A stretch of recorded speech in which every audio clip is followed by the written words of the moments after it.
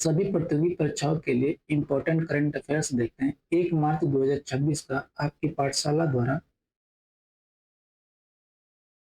इसका पहला प्रश्न है, हाल ही में प्रधानमंत्री मोदी ने राष्ट्रीय विज्ञान दिवस यानी राष्ट्रीय विज्ञान दिवस के अवसर पर किस शहर में भारत के पहले quantum computing hub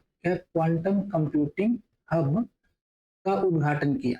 quantum computing hub का उद्घाटन किया, ये पूछ रहा है। ए बेंगलुरु में, बी पुणे में, बी हैदराबाद, सी हैदराबाद में, या डी गांधीनगर में। तो इसका उद्घाटन किया गया कहाँ पे? ये पुणे में, ऑप्शन बी। ये ऑप्शन बी है, पुणे में इसका उद्घाटन किया किसका? क्वांटम कंप्यूटिंग हब का। किसके द्वारा? पीएम मोदी द्वारा। इस अवसर पर राष्ट्रीय विज्ञान दिवस के अवसर पुणे में क्या स्थापित यह हब यह जटिल गणनाओं और साइबर सुरक्षा अनुसंधान में भारत की क्षमता को कई गुना बढ़ा देगा। कई गुना बढ़ा देगा भारत की क्षमता को। अगला प्रश्न है, इसरो ने 28 फरवरी 2026 को श्री हरिकोटा से एक्सपो सेट 2 यानी कि एक्सरे पोलरीमीटर सैटेलाइट 2 यानी पोलरीमीटर सैटेलाइट 2 को किस रॉकेट की मदद से लॉन्च किया? ए पीएसएलवी C-60 से, बी जीएसएलवी MK3 से, सी एसएसएलवी D4 से, या डी LBM-3 से। किससे इसको लॉन्च किया गया? एक्सपो सेट 2 को इसको लॉन्च किया गया पीएसएलवी C-60 से, ऑप्शन ए। इसरो ने श्रीहरिकोटा से एक्सपो सेट 2 को पीएसएलवी 60 रॉकेट की मदद से लॉन्च किया। यह मिशन ब्लैक होल और न्यूट्रॉन सितारों से निकलने वाले एक्सरे के ध्रुवीकरण यानी पोलराइजेशन का अध्ययन करने के लिए भेजा गया है। अगला प्रश्न है, हाल ही में किस भारतीय राज्य ने नीली अर्थव्यवस्था को बढ़ावा देने के लिए अपनी पहली समुद्री स्थानिक योजना की रूपरेखा जारी की? क्या है? समुद्री स्थानिक रूपरेखा यानी कि मैरीन स्पेशियल प्लानिंग। ए केरल ने, बी ओडिशा ने, सी पुडुचेरी ने, या डी महाराष्ट्र ने। तो ये पुडुचेरी, ऑप्शन सी। यहाँ पर होना चाहिए केंद्र शासित अब्लिक केंद्र प्रशासित। ठीक है, भारतीय राज्य अब्लिक केंद्र प्रशासित होना चाहिए। पुडुचेरी ने नीली अर्थव्यवस्था, क्या है? नीली अर्थव्यवस्था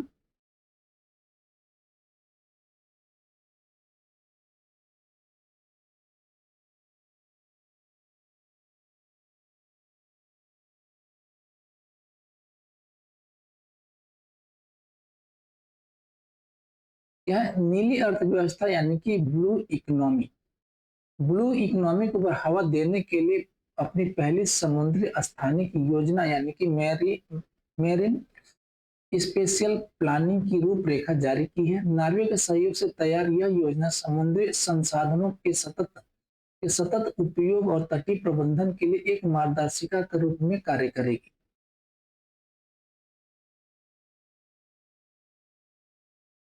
अगला प्रश्न है, 28 फरवरी 1928 को सर सीवी रमन ने रमन प्रभाव की खोज की थी। उन्हें इस खोज के लिए किस वर्ष नोबेल पुरस्कार से सम्मानित किया गया था? ये पूछा किस वर्ष से इनको नोबेल पुरस्कार से सम्मानित किया गया था। इन्होंने कब खोज की? 28 फरवरी 1928 को रमन प्रभाव की खोज की थी। किसने? Sir CV Raman. इनको नोबेल पुरस्कार भी मिला हुआ और पूछ रहा है किस वर्ष उनको नोबेल पुरस्कार मिला? ए 1929 में, बी 1930 में, सी 1931 में, या डी 1932 में। उनको नोबेल पुरस्कार मिला था 1930 में। 28 फरवरी 1928 को सर सीवी रमन ने रमन प्रभाव की खोज की थी। उन्हें इस खोज के लिए 1930 में, ठीक है, 1930 वर्ष 1930 में नोबेल पुरस्कार से सम्मानित किया गया था। वे विज्ञान के क्षेत्र में नोबेल पुरस्कार पाने वाले पहले भारतीय और पहले एशियाई व्यक्ति थे। ठीक, इस नोबेल पुरस्कार के बारे में जान लेते हैं। नोबेल पुरस्कार इसकी स्थापना कब हुई थी? कि इसकी स्थापना हुई थी 1895 में। 1895 में इसकी स्थापना हुई थी अल्फ्रेड नोबेल की वसीयत के तहत। प्रथम वितरण हुआ था 1901 में। तिथि यह हर साल 30 दिसंबर को अल्फ्रेड नोबेल की पुण्य तिथि पर दिया जाता है। स्थान कहाँ दिया जाता है? शांति का नोबेल पुरस्कार ओस्लो नॉर्वे में दिया जाता है, जबकि अन्य सभी पुरस्कार स्टॉकहोम स्वीडन में दिए जाते हैं। नोबेल पुरस्कार कुल 6 क्षेत्रों में दिए जाते हैं। पहला चिकित्सा के क्षेत्र में, दूसरा भौतिकी के क्षेत्र में, तीसरा रसायन के क्षेत्र में, चौथा साहित्य के क्षेत्र में, पांचवा शांति के क्षेत्र में, और क्या है छठा जो है अर्थशास्त्र के क्षेत्र में दिया जाता है। ठीक है, इसकी शुरुआत 1968 में हुई थी स्वीडन के केंद्र बैंक के द्वारा। क्यों? स्वीडन का जो केंद्र बैंक है उसने ये अर्थव्यवस्था अर्थशास्त्र का नोबेल पुरस्कार शुरू किया था 1968 में। भारत और नोबेल पुरस्कार के प्रमुख नाम देख लेते हैं। भारत से जुड़े कुछ के महत्वपूर्ण नोबेल विजेता इस प्रकार हैं। विजेता क्षेत्र, वर्ष और विशेष हिस्से हैं। रविन्द्रनाथ टैगोर, इनको साहित्य पुरस्कार मिला था 1913 में।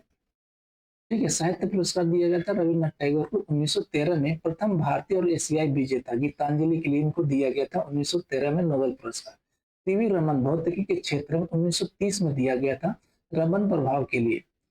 मदर टेरेसा को शांति का पुरस्कार दिया गया 1989 में मानवीय कार्यों के लिए।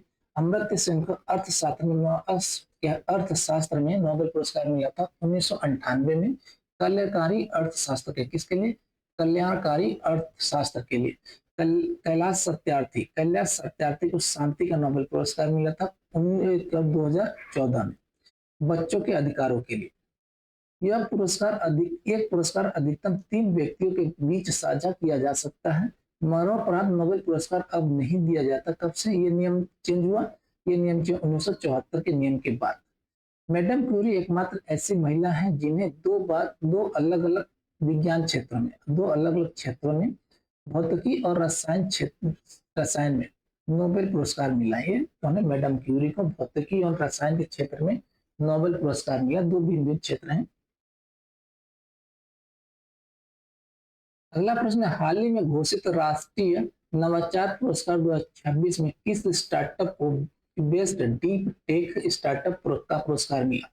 बेस्ट डीप टेक स्टार्टअप का पुरस्कार मिला किस स्टार्टअप को? ए अग्निकुल का smartphone, B Skyroot aerospace को, सी पिक्सेल को, या डी न्यू स्पेस रिसर्च को। किसको मिला है? ये पिक्सेल को मिला है बेस्ट डीप टेक स्टार्टअप का पुरस्कार। हाइपर स्पेक्ट्रल सैटेलाइट इमेजरी के माध्यम से कृषि और पर्यावरण की निगरानी में उत्कृष्ट कार्य के लिए पिक्सेल को यह सम्मान दिया गया। अगला प्रश्न है, बजट 2026-27 के तहत शुरू की गई मिशन ऊर्जा सुरक्षा का मुख्य लक्ष्य क्या है? ए 100% ग्रामीण विद्युतीकरण, बी 2030 तक 500 गीगावाट गैर जीवाश्म ऊर्जा क्षमता प्राप्त करना, सी हर घर सोलर पैनल, या डी कोयला आयात बंद करना। इसका मुख्य लक्ष्य, इसका मिशन ऊर्जा सुरक्षा का मुख्य लक्ष्य क्या है? ये 2030 तक 500 गीगावाट गैर जीवाश्म ऊर्जा क्षमता प्राप्त करना है। बजट 2026-27 के तहत शुरू की गई मिशन ऊर्जा सुरक्षा का मुख्य लक्ष्य 2030 तक 500 गीगावाट गैर जीवाश्म ऊर्जा क्षमता प्राप्त करना है। कोप 26 के पंचामृत लक्ष्यों की दिशा में भारत ने नवीकरणीय ऊर्जा निवेश को दोगुना करने का निर्णय लिया है। अगला प्रश्न है, हाल ही में किस देश ने ग्लोबल साउथ के देशों के लिए मैत्री डिजिटल स्कॉलरशिप शुरू करने की घोषणा की? A America, B Bharat, C Japan, या डी ऑस्ट्रेलिया। कौन है ये देश? ये देश है भारत, ऑप्शन बी। विदेश मंत्रालय ने विकासशील देशों के छात्रों को भारत के प्रीमियम संस्थानों में तकनीकी शिक्षा और एआई अनुसंधान के अवसर प्रदान करने के लिए यह पहल की है। अगला प्रश्न है, रायसीना डायलॉग 2026 के दौरान संपन्न हुए क्वाड विदेश मंत्रियों की बैठक में किस नए समुद्री सुरक्षा तंत्र को मंजूरी दी गई है? बोल रहे हैं समुद्री सुरक्षा तंत्र को मंजूरी दी गई है किस? ए सागर संरक्षक, बी IPMDA 2.0 यानी Indo Pacific maritime domain awareness, C Blue Pacific Alliance या डी क्वाड कोस्ट गार्ड सहयोग। इसको मंजूरी दी गई है, ये समुद्री सुरक्षा तंत्र को मंजूरी, इसका नाम क्या है, ये IPMDA 2.0, option B. Raisina dialogue 2026 के दौरान संपन्न हुए क्वाड विदेश मंत्रियों की बैठक में IPMDA 2.0 नए समुद्री सुरक्षा तंत्र को मंजूरी दी गई। यह हिंद प्रशांत क्षेत्र में अवैध मछली पकड़ने और समुद्री सुरक्षा खतरों की रियल टाइम निगरानी के लिए एक उन्नत उपग्रह आधारित प्रणाली है। अगला प्रश्न है, हाल ही में चर्चा में रहा अटल सेतु टू किन दो स्थानों को जोड़ने वाली एक नई बुनियादी ढांचा परियोजना है? ए मुंबई, दक्षिण मुंबई और नवी मुंबई, बी बांद्रा और वर्सोवा, सी वाराणसी और चंदौली, या डी गुवाहाटी और उत्तरी गुवाहाटी। तो कौन है ये है दो स्थानों को कौन से जोड़ता है? गुवाहाटी और उत्तरी गुवाहाटी को जोड़ने वाली एक नई बुनियादी ढांचा परियोजना है। अटल से अटल सेतु टू यानी अटल सेतु 2 गुवाहाटी और उत्तरी गुवाहाटी दो स्थानों को जोड़ने वाली एक नई बुनियादी ढांचा परियोजना है। ब्रह्मपुत्र नदी पर बना यह असम का सबसे लंबा अत्याधुनिक पुल है, जिसका हाल ही में लोकार्पण किया गया है। अगला प्रश्न देखते हैं, केंद्रीय स्वास्थ्य मंत्रालय ने राष्ट्रीय दुर्लभ रोग नीति 2026 के तहत उपचार सहायता राशि को बढ़ाकर कितना कर दिया है? ए 20 लाख रुपए, बी 30 लाख रुपए, सी 50 लाख रुपए, या डी 75 लाख रुपए। कितना किया गया है ये 50 लाख रुपए। या दुर्लभ बीमारियों से पीड़ित मरीजों को अब आयुष्मान भारत के तहत मिलने वाली सहायता के अतिरिक्त क्या 50 लाख रुपए तक की वित्तीय सहायता मिलेगी? कितना? 50 लाख तक वित्तीय सहायता मिलेगी। अगला प्रश्न है, इंडस एक्स पहल के तहत विकसित भारत का पहला स्वदेशी मोबाइल संचार नोड यानी कि मोबाइल कम्युनिकेशन नोड कौन सा है? ए शक्ति वन, बी संभव, सी भारत कनेक्ट, या डी सुरक्षा नेट। क्या कौन सा? ये बी, ऑप्शन बी है संभव। इंडस एक्स पहल के तहत विकसित भारत का पहला स्वदेशी मोबाइल संचार नोड यानी कि मोबाइल कम्युनिकेशन नोड संभव है। सेना के उपयोग के लिए विकसित यह एक सुरक्षित पोर्टेबल 5G आधारित संचार प्रणाली है, जो युद्ध क्षेत्र में निर्बाध कनेक्टिविटी सुनिश्चित करती है। अगला प्रश्न है, हाल ही में किस राज्य सरकार ने वन मित्र योजना का दूसरा चरण शुरू किया है, जिसका उद्देश्य सामुदायिक वानिकी को बढ़ावा देना है? ए हरियाणा, बी राजस्थान, सी मध्य प्रदेश, या डी छत्तीसगढ़। तो ये राज्य कौन सा है? ये राज्य है हरियाणा, जिसने वन मित्र योजना का दूसरा चरण शुरू किया है।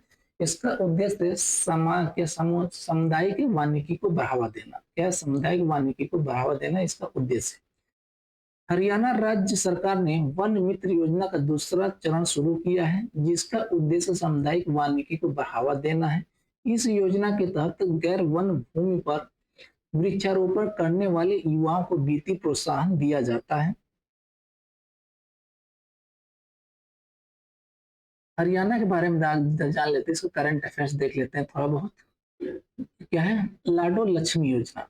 लाडो लक्ष्मी योजना क्या है? पात्र महिलाओं को हर महीने 2100 की आर्थिक सहायता दी जाएगी। इसकी वार्षिक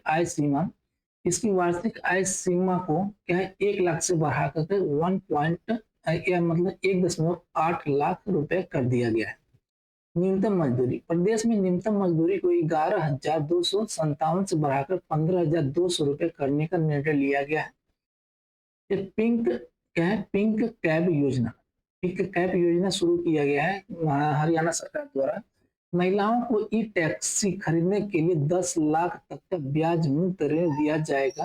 कृषि क्षेत्र से संबंधित धान की खेती छोड़कर अन्य फसलें उगाने पर मेरा पानी मेरा विरासत योजना के तहत अनुदान 8,000 से बढ़ाकर 10,000 प्रति एकड़ कर दिया गया है।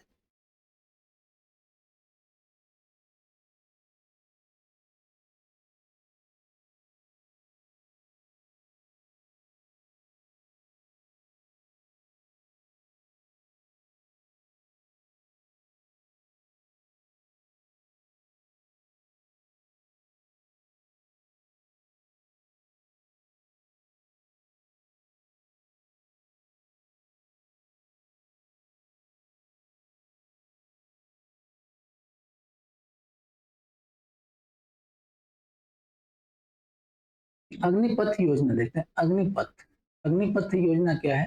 हरियाणा पुलिस भर्ती में अग्निवीरों के लिए 20% आरक्षण का प्रावधान किया गया है। सूरजकुंड अंतर्राष्ट्रीय हस्तशिल्प मेला 2026 इसका कौन सा है? ये 39वां संस्करण फरीदाबाद में आयोजित किया। इसका आयोजन क्या हुआ? फरीदाबाद में आयोजन हुआ सूरजकुंड अंतर्राष्ट्रीय हस्तशिल्प मेला।